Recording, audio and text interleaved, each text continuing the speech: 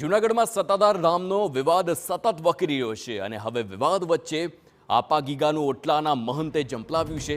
રાજકોટના પૂર્વ કોર્પોરેટર આપા ગીગા ઓટલાના મહંતનો પત્ર વાયરલ થયો છે। નરેન્દ્ર સોલંકીએ સત્તાધાર ધામના ટ્રસ્ટી બનવા વિજય બાપુને પત્ર લખ્યો છે। 22 ડિસેમ્બરે લખેલો પત્ર હવે વાયરલ થતા સવાલ ઉઠ્યા છે। 4 મહિનાથી ચાલતો વિવાદ શાંત કરવાની અમારી નૈતિક જવાબદારી તેમ નરેન્દ્ર બાપુએ જણાવ્યું।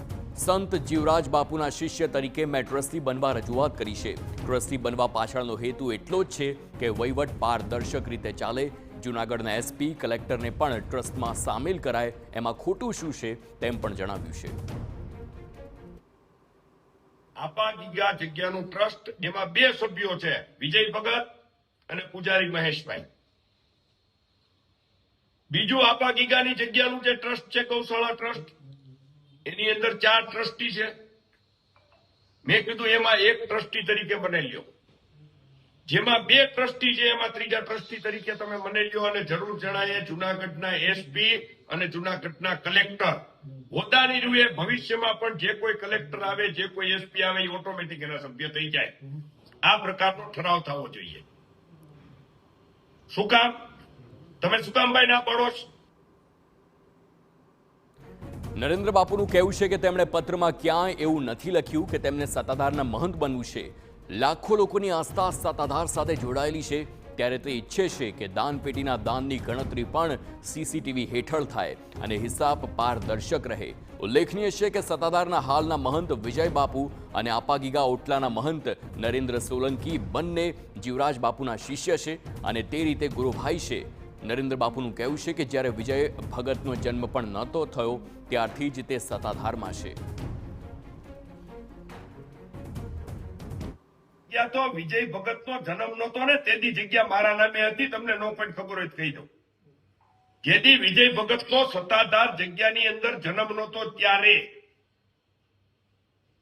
ગોવિંદ ભગત અને જગદીશ ભગતની જે વાતો થઈ ત્યારે જીવરાજ બાપુનો એકમાત્ર કુલ મુખત્યાર માત્ર નરેન્દ્ર સોલંકી હતો, એકમાત્ર। તો સત્તાધારને લઈ છેલ્લા ઘણા સમયથી વિવાદ ચાલી રહ્યો છે, ત્યારે નરેન્દ્ર બાપુએ એમ પણ જણાવ્યું છે કે હવે આપા ગીગાની જ ઈચ્છા છે કે બધું બહાર આવે। વિજય બાપુ અને તેમના ભાઈ નીતિન ચાવડાના વિવાદ અંગે બોલતા નરેન્દ્ર બાપુએ કહ્યું હતું કે તે વ્યક્તિગત વિવાદ છે, સત્તાધારનો આ વિવાદ નથી।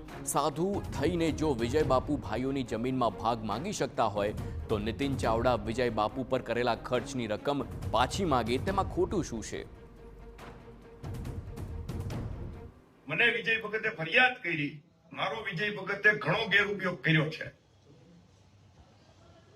એને મને ફરિયાદ કરી, મેં તરત નીતિનભાઈને ફોન લગાડ્યો એટલે નીતિનભાઈ કીધું ભાઈ મારે મારા ઘરે એ માણસ રહ્યો છે, મોટો થયો છે, જઈમો છે, બધું કર્યું છે, એટલે 12 કે 14 લાખ રૂપિયા જે કાંઈ છે એને મને દેવાના છે।